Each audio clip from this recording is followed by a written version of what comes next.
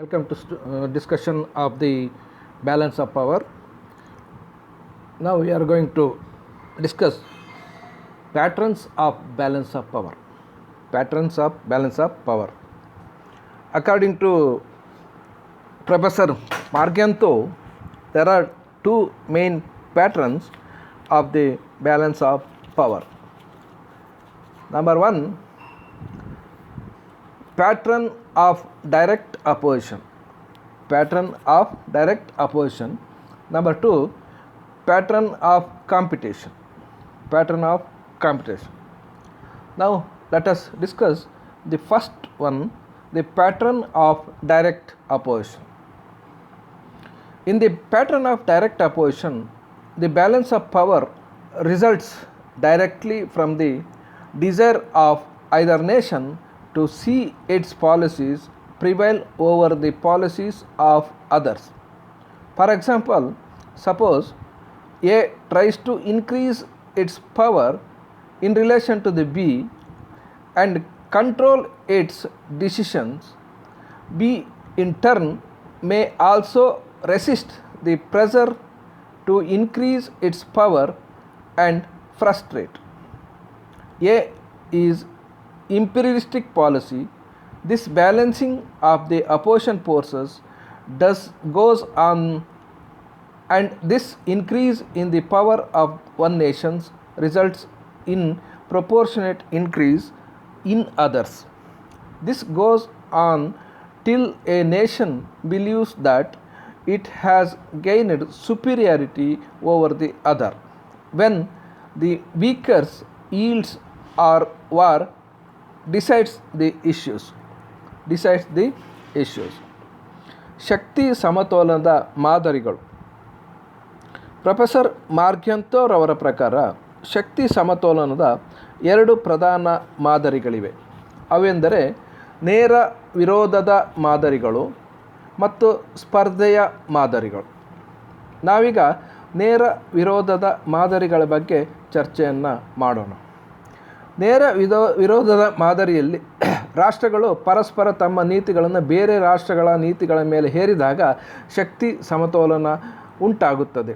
ಉದಾಹರಣೆಗೆ, A ರಾಷ್ಟ್ರವು B ರಾಷ್ಟ್ರಕ್ಕಿಂತ ತನ್ನ ಬಲ ಹೆಚ್ಚಾಗಬೇಕು ಹಾಗೂ ತಾನು ಬಿ ರಾಷ್ಟ್ರದ ನಿರ್ಧಾರಗಳನ್ನು ನಿಯಂತ್ರಿಸಬೇಕು ಎಂದು ಯತ್ನಿಸುತ್ತದೆ. ಬಿ ರಾಷ್ಟ್ರ ಇದಕ್ಕೆ ಎದುರಾಗಿ ತನ್ನ ಬಲವನ್ನು ಹೆಚ್ಚಿಸುವ ಸಲುವಾಗಿ ಆ ಒತ್ತಡವನ್ನು ಎದುರಿಸಬಹುದು ಮತ್ತು ಎಯು ಸಾಮ್ರಾಜ್ಯಶಾಹಿ ನೀತಿಯನ್ನು ವಿಫಲಗೊಳಿಸಬಹುದು. ಎಯ ಸಾಮ್ರಾಜ್ಯಶಾಹಿ ನೀತಿಯನ್ನು ವಿಫಲಗೊಳಿಸಬಹುದು. ವಿರೋಧಿ ಶಕ್ತಿಗಳ ಸಮತೋಲನ ಈ ರೀತಿ ಮುಂದುವರೆದು ಒಂದು ರಾಷ್ಟ್ರದ ಬಲ ಇನ್ನೊಂದು ರಾಷ್ಟ್ರಕ್ಕಿಂತ ಅಧಿಕವಾಗಬಹುದು.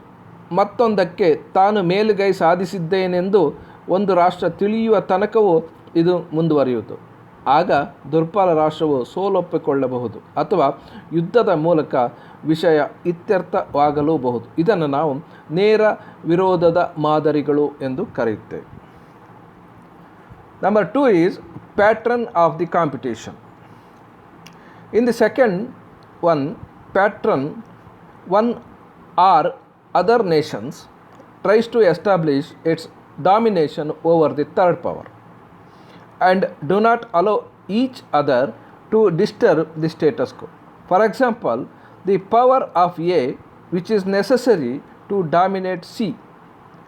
In the face of B, opposition is balanced by B. B's power balanced by the B's power, while in turn B power to gain dominion over C is balanced but not overweight by the power of A. The additional function that the balance fulfill here is that apart from creating the precarious stability in the relationship of A and B, the independence of C against encroachment by A or B is safeguarded. B is safeguarded. ನಾವೀಗ ಎರಡನೇ ಮಾದರಿ ಅಂದರೆ ಸ್ಪರ್ಧೆಯ ಮಾದರಿಯನ್ನು ಚರ್ಚೆ ಮಾಡೋಣ. ಎರಡನೇ ಮಾದರಿಯಲ್ಲಿ ಎರಡರಲ್ಲಿ ಒಂದು ರಾಷ್ಟ್ರ ಮೂರನೇ ರಾಷ್ಟ್ರದ ಮೇಲೆ ಆಧಿಪತ್ಯ ಸ್ಥಾಪಿಸಲು ಯತ್ನಿಸಬಹುದು. ಅಥವಾ ಯಥಾಸ್ಥಿತಿಯನ್ನು ಬದಲಿಸಲು ಇನ್ನೊಂದಕ್ಕೆ ಅವಕಾಶ ನೀಡುವುದಿಲ್ಲ. ಎ ತನ್ನ ಬಲದ ಮೂಲಕ ಸಿಯ ಮೇಲೆ ಆಧಿಪತ್ಯ ಸ್ಥಾಪಿಸಲು ಮುಂದಾದಾಗ ಬಿ ಅದನ್ನು ವಿರೋಧಿಸಬಹುದು ಮತ್ತು ಆ ವಿರೋಧವನ್ನು ಬಿಯ ಬಲದಿಂದ ಸಮತೋಲನವನ್ನು ಪಡೆಯಬಹುದು. ಅದೇ ವೇಳೆ ಸಿಯ ಬಲ ಎಯ ಬಲದಿಂದ ಸಮತೋಲನವನ್ನು ಹೊಂದಬಹುದು, ಆದರೆ ಮೀರಲಾರದು. ಇಲ್ಲಿ ಸಮತೋಲನವು ಎ ಮತ್ತು ಬಿಗಳ ಸಂಬಂಧದಲ್ಲಿ ಆತಂಕಕಾರಿಯಾದ ಭದ್ರತೆಯನ್ನು ತರುವುದು ಅಲ್ಲದೆ ಎ ಮತ್ತು ಬಿಗಳ ಆಕ್ರಮಣದಿಂದ ಸಿಯ ಸ್ವಾತಂತ್ರ್ಯವನ್ನು ರಕ್ಷಿಸುತ್ತದೆ ಎಂದು ಹೇಳಬಹುದು. ಈ ರೀತಿ ಎರಡು ವಿಧಗಳನ್ನು ನಾವು ನೋಡ್ತೇವೆ. ಒಂದು ನೇರ ವಿರೋಧದ ಮಾದರಿಗಳು, ಮತ್ತೊಂದು ಸ್ಪರ್ಧೆಯ ವಿರೋಧದ ಮಾದರಿಗಳು. Next, we are trying to discuss the techniques or device of the balance of power. Techniques and devices of the balance of power. The balance of power is an uncertain regulator as it creates an equilibrium which is temporary. Its operation requires great skills and ruthless disregard of moral concepts and human welfare. However, there are certain rules and techniques and devices of operating the balance of power which are as follows. Number 1, alliances and counter alliances. These have been the most frequently used devices of the balance of the power system.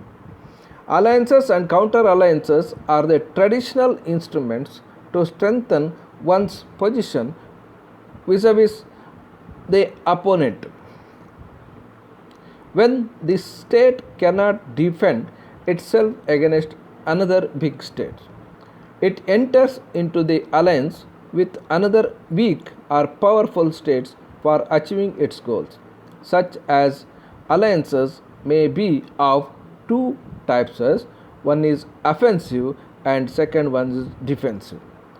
An offensive alliance seeks to upset the balance in favor of its members, and a defensive alliance aims at restoring the balance in favor of the states which make up the alliances. Balance of power consideration, regional or worldwide, are the controlling factors of every alliances of the states. So, the study of power alignment leads at once to the balance of the power. In order to form alliances, there should be common fundamental interest between or among the allying states. Apart from the geography, common ideology, cultural similarities also plays an important role apart from the desire for the power. But sometimes alliances are also formed by the states who do not have any similarity in the field due to the strategic reason, like the alliances of US with the Soviet Union during the Second World War. Alliances generally leads to counter alliances such as the Triple Alliances in 1882 versus Triple Entente in 1907, but they do not play a major role in the preservation of the balance of the power. Many alliances give rise to the suspicion and may even result in war. In the post-Second World War period, also the superpowers enter into the several counter alliances to balance the growing power of the opponent.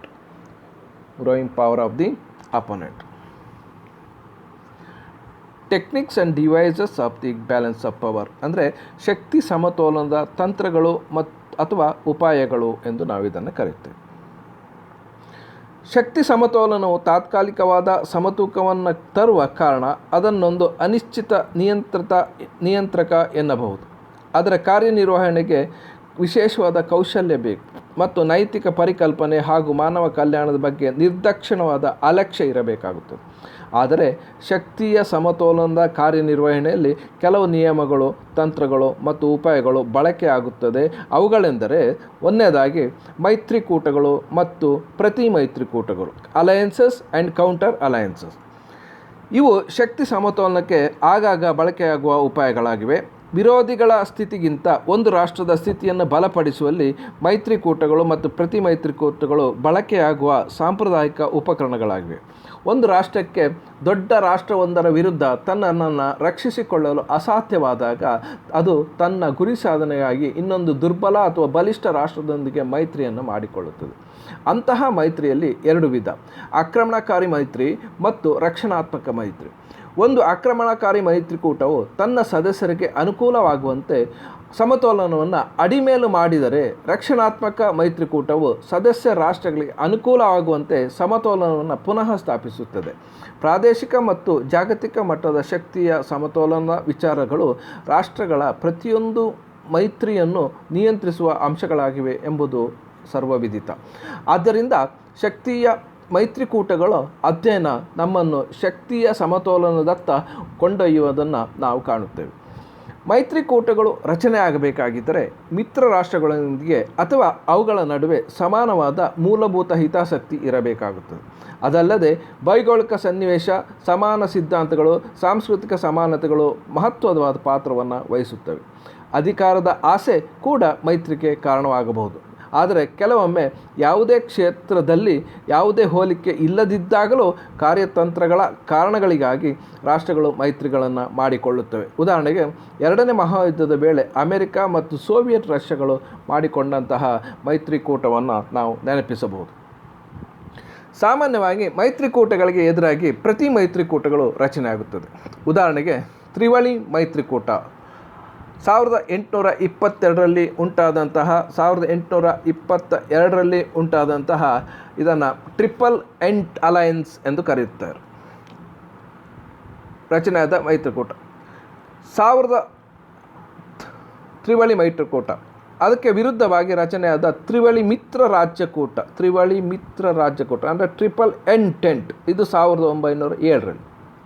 ಆದರೆ ಅವು ಶಕ್ತಿ ಸಮತೋಲನದ ಸಂರಕ್ಷಣೆಯಲ್ಲಿ ಪ್ರಧಾನ ಪಾತ್ರವನ್ನೇನು ವಹಿಸುವುದಿಲ್ಲ. ಹಲವು ಮೈತ್ರಿಕೂಟಗಳು ಸಂಶಯಕ್ಕೆ ಕಾರಣವಾಗಿ ಯುದ್ಧದಲ್ಲೂ ಪರ್ಯಾವಸಾನಗೊಳ್ಳಬಹುದು.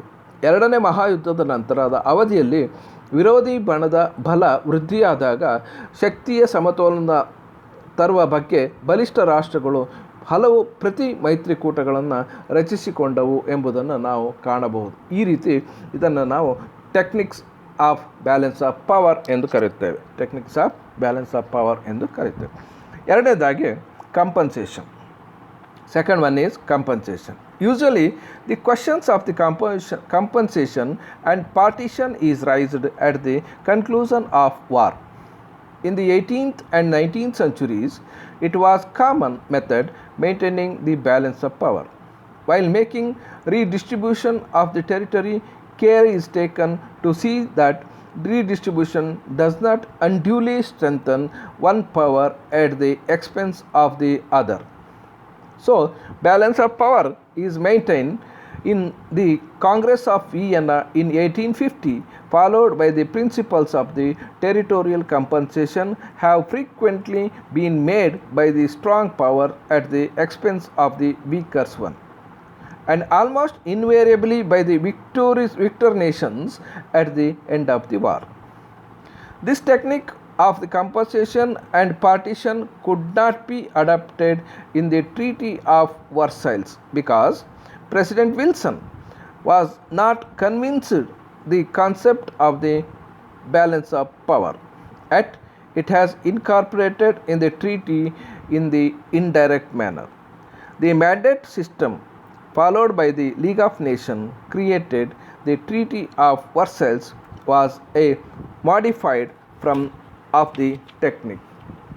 The partition of Poland and later division of Russia, Prussia and Austria are the example of the compensation and partition.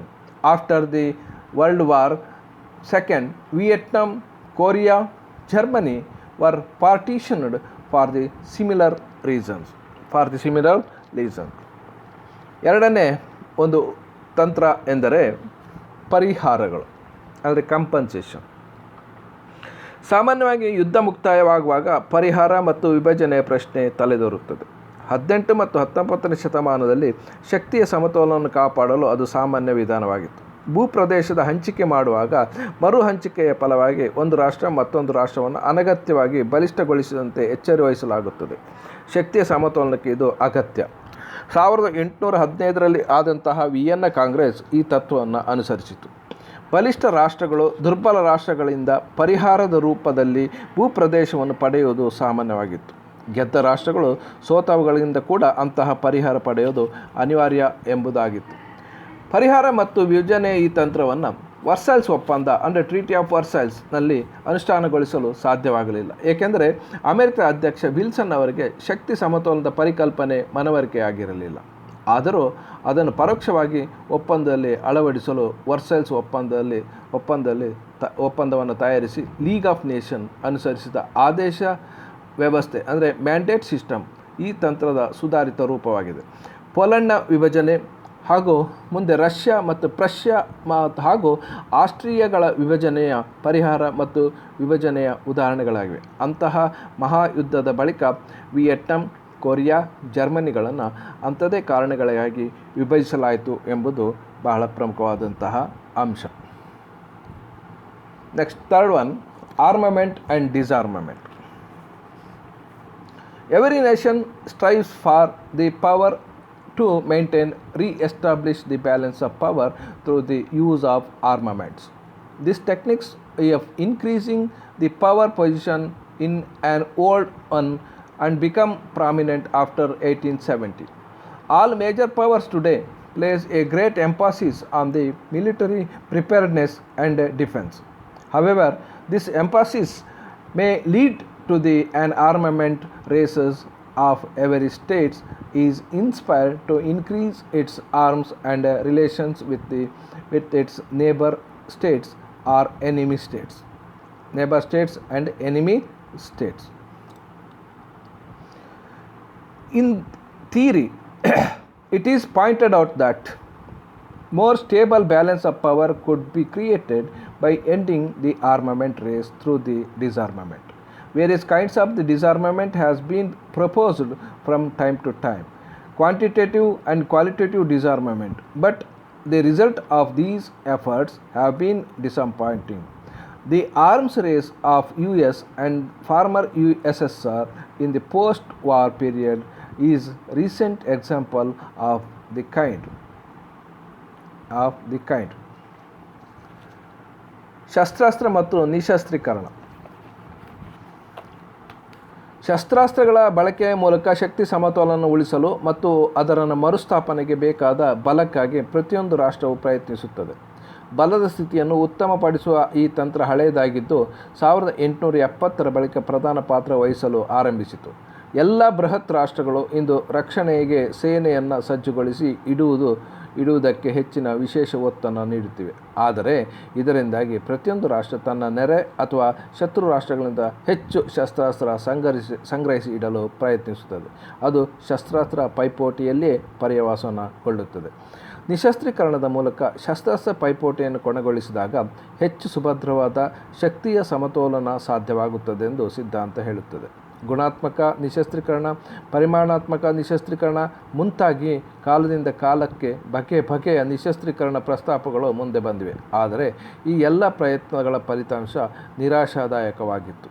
ಯುದ್ಧೋತ್ತರದ ಕಾಲದಲ್ಲಿ America ಮತ್ತು Soviet ಸಮಾಜವಾದಿ ಗಣರಾಜ್ಯಗಳ ಒಕ್ಕೂಟ ಅಥವಾ ರಷ್ಯಾ ಇವುಗಳ ನಡುವೆ ನಡೆದ ಶಸ್ತ್ರಾಸ್ತ್ರ ಪೈಪೋಟಿಯು ಇದಕ್ಕೆ ಈಚಿನ ಉದಾಹರಣೆ ಆಗಿದೆ ಎಂಬುದನ್ನು ನಾವು ಪರಿಗಣಿಸಬಹುದು. Next, point number 4, divide and rule. This technique has been adapted to keep competitor weak and thus maintain the balance of power. The Roman utilized these techniques in maintaining their control over the scattered people. France has also followed it since 17th century. During the interwar period, Germany also took full advantage of the differences between the France and England. The historic policy of the England towards the continent to divide and rule, and the policy of Soviet Union towards the rest of the Europe are the example of the techniques to maintain balance of the power. This method is often resorted by the nations trying to make or keep their competitors weak by dividing them, keeping them divided.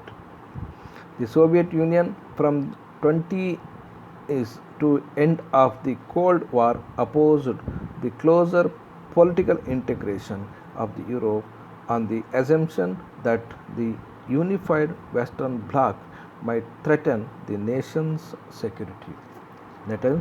ಒಡೆದು ಆಳುವ ನೀತಿ, divide and rule. ಎದುರಾಳಿಯನ್ನು ದುರ್ಬಲವಾಗಿ ಇರಿಸುವ ಮೂಲಕ ಶಕ್ತಿ ಸಮತೋಲನವನ್ನು ಸಾಧಿಸುವುದಕ್ಕೆ ಈ ತಂತ್ರಗಳನ್ನು ಅನುಸರಿಸಲಾಗುತ್ತದೆ. ಚಲ್ಲಾಪಿಲ್ಲಿಯಂತಾಗಿದ್ದ ಜನತೆಯ ಮೇಲೆ ನಿಯಂತ್ರಣ ಸಾಧಿಸಲು ರೋಮನ್ನರು ಈ ತಂತ್ರಗಳನ್ನು ಮೊದಲು ಬಳಸಿದರು. 17ನೇ ಶತಮಾನದ ಬಳಿಕ ಫ್ರಾನ್ಸ್ ಕೂಡ ಈ ತಂತ್ರವನ್ನು ಅನುಸರಿಸಿತು. ಎರಡು ಮಹಾಯುದ್ಧಗಳ ನಡುವಣ ಅವಧಿಯಲ್ಲಿ ಫ್ರಾನ್ಸ್ ಮತ್ತು ಇಂಗ್ಲೆಂಡ್ ನಡುವೆ ಇದ್ದ ಭಿನ್ನಾಭಿಪ್ರಾಯಗಳು ಪೂರ್ಣ ಪ್ರಯೋಜನವನ್ನು ಜರ್ಮನಿ ಪಡೆದುಕೊಂಡಿತ್ತು. ಯುರೋಪ್ ಖಂಡದ ಬಗ್ಗೆ ಇಂಗ್ಲೆಂಡ್ ಒಡೆದು ಆಳುವ ತನ್ನ ಇತಿಹಾಸ ನೀತಿಯನ್ನು ಅನುಸರಿಸಿತು, ಹಾಗೂ ಸೋವಿಯತ್ ರಷ್ಯಾ ಯುರೋಪ್ನ ಇತರ ಭಾಗಕ್ಕೆ ಸಂಬಂಧಿಸಿದ ಇದೇ ನೀತಿಯನ್ನು ಅನುಸರಿಸಿತು. ತಮ್ಮೊಂದಿಗೆ ಸ್ಪರ್ಧಿಸುವ ರಾಷ್ಟ್ರಗಳನ್ನು ದುರ್ಬಲಗೊಳಿಸಲು ಅಥವಾ ದುರ್ಬಲವಾಗಿ ಇರಿಸಲು ರಾಷ್ಟ್ರಗಳು ಈ ನೀತಿಯನ್ನು ಅನುಸರಿಸುತ್ತದೆ. 1920ರ ದಶಕದಿಂದ ಆರಂಭಿಸಿ ಶಿಥಿಲ ಸಮರವು ಮುಕ್ತಾಯಗೊಳ್ಳುವ ತನಕವೂ ಯುರೋಪಿನಲ್ಲಿ ನಿಕಟ ರಾಜಕೀಯ ಒಗ್ಗಟ್ಟು ಇರುವುದನ್ನು ಸೋವಿಯತ್ ರಷ್ಯಾ ವಿರೋಧಿಸುತ್ತಾ ಬಂತು. ಏಕೆಂದರೆ ಪಾಶ್ಚಾತ್ಯ ರಾಷ್ಟ್ರಗಳಲ್ಲಿ ಒಗ್ಗಟ್ಟು ಬಂದರೆ ಅದು ತನ್ನ ಭದ್ರತೆಗೆ ಕುತ್ತು ಬರಬಹುದು ಎಂಬುದು ಅದರ ಅಭಿಪ್ರಾಯವೂ ಆಗಿತ್ತು ಎಂಬುದು ಬಹಳ ಪ್ರಮುಖವಾದಂತಹ ಒಂದು ಅಂಶ. Number 5, buffer States. Buffer states are those states which are set up between the two large and unfriendly nations.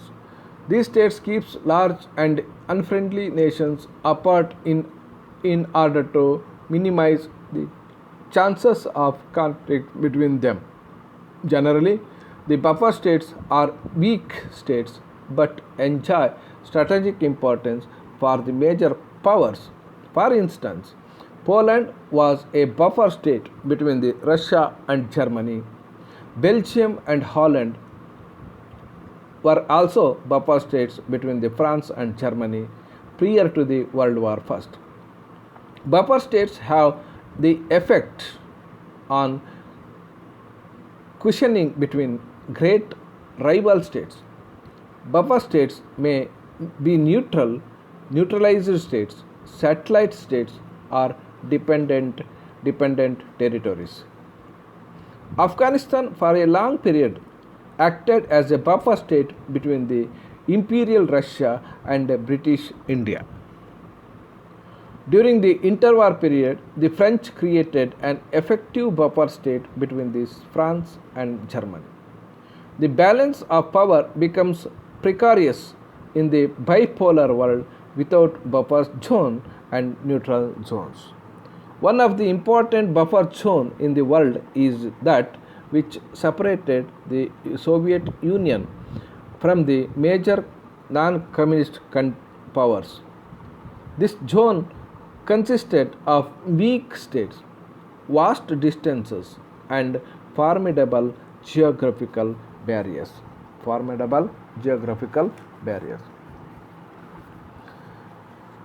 ತಡೆ ರಾಷ್ಟ್ರಗಳು ಅಥವಾ ಬಫರ್ ಸ್ಟೇಟ್ಸ್ ಎಂದು ಕರೆಯುತ್ತಾರೆ. ಎರಡೂ ಬೃಹತ್ ಮತ್ತು ಸ್ನೇಹಿತರಲ್ಲದ ರಾಷ್ಟ್ರಗಳ ನಡುವೆ ಇರುವ ರಾಷ್ಟ್ರಗಳನ್ನು ಕಾಪು ತಡೆ ರಾಷ್ಟ್ರಗಳೆಂದು ಅಥವಾ ಬಫರ್ ಸ್ಟೇಟ್ಸ್ ಎಂದು ಕರೆಯುತ್ತಾರೆ. ಬೃಹತ್ ರಾಷ್ಟ್ರಗಳ ನಡುವೆ ಘರ್ಷಣೆ ಉಂಟಾಗುವ ಸಾಧ್ಯತೆಯನ್ನು ಕನಿಷ್ಠ ಮಟ್ಟಕ್ಕೆ ಇಳಿಯುವ ಸಲುವಾಗಿ ಈ ಕಾಪು ತಡೆ ರಾಷ್ಟ್ರಗಳು ಇವುಗಳನ್ನು ದೂರ ಇರಿಸುತ್ತವೆ. ಸಾಮಾನ್ಯವಾಗಿ ಕಾಪು ತಡೆ ರಾಷ್ಟ್ರಗಳು ದುರ್ಬಲ ರಾಷ್ಟ್ರಗಳಾಗಿರ್ತದೆ, ಆದರೆ ಬೃಹತ್ ರಾಷ್ಟ್ರಗಳಿಗೆ ಅವು ಯುದ್ಧ ವ್ಯೂಹದ ದೃಷ್ಟಿಯಿಂದ ಮುಖ್ಯವಾಗಿರ್ತದೆ. ಉದಾಹರಣೆಗೆ ರಷ್ಯಾ ಮತ್ತು ಜರ್ಮನಿಗಳ ನಡುವೆ ಪೋಲೆಂಡ್ ಒಂದು ಕಾಪು ತಡೆ ರಾಷ್ಟ್ರವಾಗಿತ್ತು.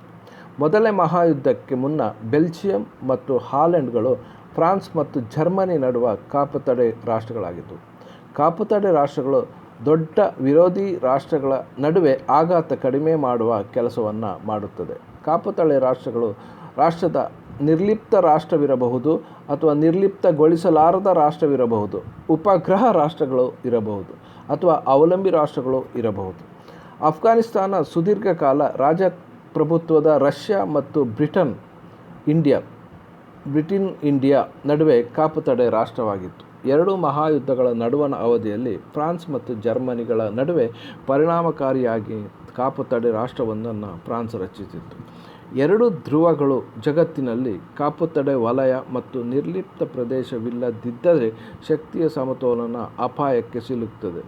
ಜಗತ್ತಿನ ಪ್ರಮುಖ ಕಾಪುತಡೆ ವಲಯಗಳಲ್ಲಿ ಸೋವಿಯತ್ ರಷ್ಯಾ ಮತ್ತು ಪ್ರಧಾನ ಕಮ್ಯುನಿಸ್ಟೇತರ ರಾಷ್ಟ್ರಗಳನ್ನು ಪ್ರತ್ಯೇಕಿಸಿದ ಪ್ರದೇಶಗಳು ಸೇರಿವೆ. ಈ ವಲಯಗಳಲ್ಲಿ ದುರ್ಬಲ ರಾಷ್ಟ್ರಗಳು, ವಿಶಾಲ ಭೂಪ್ರದೇಶಗಳು ಮತ್ತು ಭಯ ಹುಟ್ಟಿಸುವ ಭೌಗೋಳಿಕ ತಡೆಗಳು ಕೂಡ ಸೇರಿರುತ್ತದೆ ಎಂಬುದು ಪ್ರಮುಖವಾದಂತಹ ಅಂಶ. Point number 6, intervention and war. These two are the extreme techniques of the balance of power and resorted to when other techniques fail to achieve balance of power. Great Britain, in the position of the balancer, utilized this method of intervention to maintain European balance. Intervention may mean full-scale military participation in major wars. It is dictatorial intervention in the internal affairs of another country by powerful nations in order to exert some specific concessions. For example, Italy and Germany intervened in Spanish Civil War in favor of General Franco. Britain intervened in the Greece, United States, in Cuba, Lebanon, and Laos. The Soviet Union in the North Korea, Hungary, and Eastern Europe.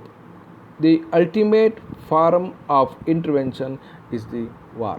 Ultimate form of intervention is the war. Intervention and war. ಹಸ್ತಕ್ಷೇಪ ಮತ್ತು ಯುದ್ಧ. ಶಕ್ತಿ ಸಮತೋಲನ ಸಾಧಿಸುವಲ್ಲಿ ಇತರ ತಂತ್ರಗಳು ವಿಫಲವಾದಾಗ ಹಸ್ತಕ್ಷೇಪ ಮತ್ತು ಯುದ್ಧವೆನ್ನುವ ಎರಡು ಅತಿರೇಕದ ಕ್ರಮಗಳನ್ನು ಅನುಸರಿಸಲಾಗುತ್ತದೆ. ಯುರೋಪಿನ ಸಮತೋಲನವನ್ನು ಕಾಪಾಡುವ ಬಗ್ಗೆ ಸಮತೋಲನ ತರುವ ಹೊಣೆ ಹೊತ್ತು ಬ್ರಿಟನ್ ಈ ತಂತ್ರವನ್ನು ಅನುಸರಿಸಿತು. ಹಸ್ತಕ್ಷೇಪವೆಂದರೆ ದೊಡ್ಡ ಪ್ರಮಾಣದಲ್ಲಿ ಯುದ್ಧದಲ್ಲಿ ನಡೆಸುವ ಪೂರ್ಣ ಪ್ರಮಾಣದ ಸೇನಾ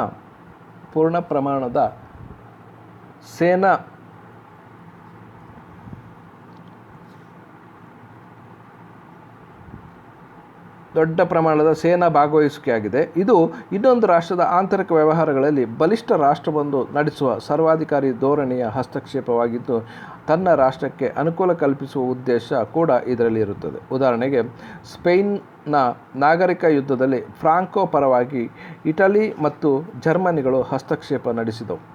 ಬ್ರಿಟನ್ ಗ್ರೀಸ್ನಲ್ಲಿ, ಅಮೆರಿಕ ಕ್ಯೂಬಾದಲ್ಲಿ, ಲೆಬನಾನ್ ಮತ್ತು ಲಾವೋಸ್ನಲ್ಲಿ, ಸೋವಿಯತ್ ರಷ್ಯಾ, ಉತ್ತರ ಕೊರಿಯಾ ಮತ್ತು ಹಂಗೇರಿ ಮತ್ತು ಪೂರ್ವ ಯುರೋಪ್ನಲ್ಲಿ ಹಸ್ತಕ್ಷೇಪ ನಡೆಸಿದವು. ಹಸ್ತಕ್ಷೇಪವು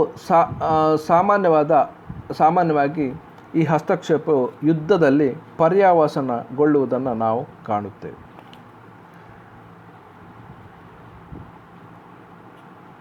Number 7, non-intervention. It is the last point. Non-intervention is the political term meaning virtually the same things as intervention. This policy is usually followed by the small states, but it is also used by the great powers which are satisfied with the political order and can follow peaceful methods to preserve the balance.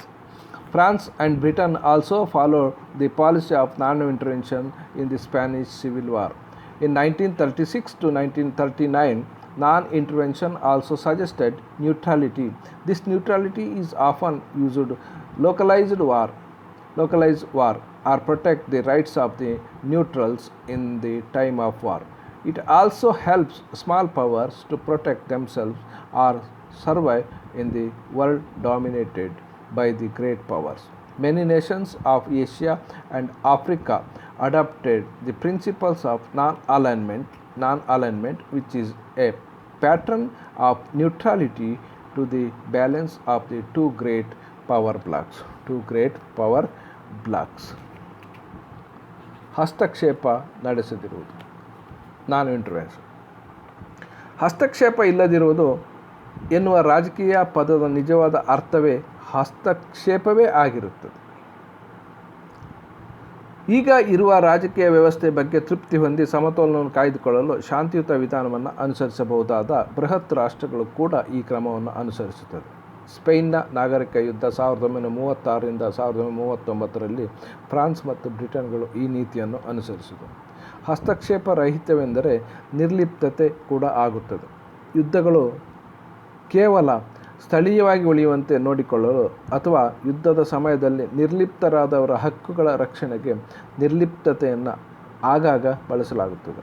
ಬೃಹತ್ ರಾಷ್ಟ್ರಗಳ ಪ್ರಾಬಲ್ಯದ ನಡುವೆ ಸಣ್ಣ ರಾಷ್ಟ್ರಗಳಿಗೆ ಬದುಕಿ ಉಳಿಯಲು ಅಥವಾ ತಮ್ಮನ್ನು ರಕ್ಷಿಸಿಕೊಳ್ಳಲು ಕೂಡ ಇದು ನೆರವಾಗುತ್ತದೆ. ಎರಡು ಶಕ್ತಿ ಬಣಗಳ ನಡುವೆ ಸಮತೋಲನವನ್ನು ಕಾಯ್ದುಕೊಳ್ಳುವ ಬಗ್ಗೆ ಏಷ್ಯಾ ಮತ್ತು ಆಫ್ರಿಕಾದ ಹಲವು ರಾಷ್ಟ್ರಗಳು ಅನುಸರಿಸಿದ ಅಲಿಪ್ತ ನೀತಿಯು ನಿರ್ಲಿಪ್ತತೆಗೆ ಒಂದು ಉತ್ತಮವಾದಂತಹ ಉದಾಹರಣೆ ಆಗಿದೆ ಎಂಬುದನ್ನು ಹೇಳಬಹುದು.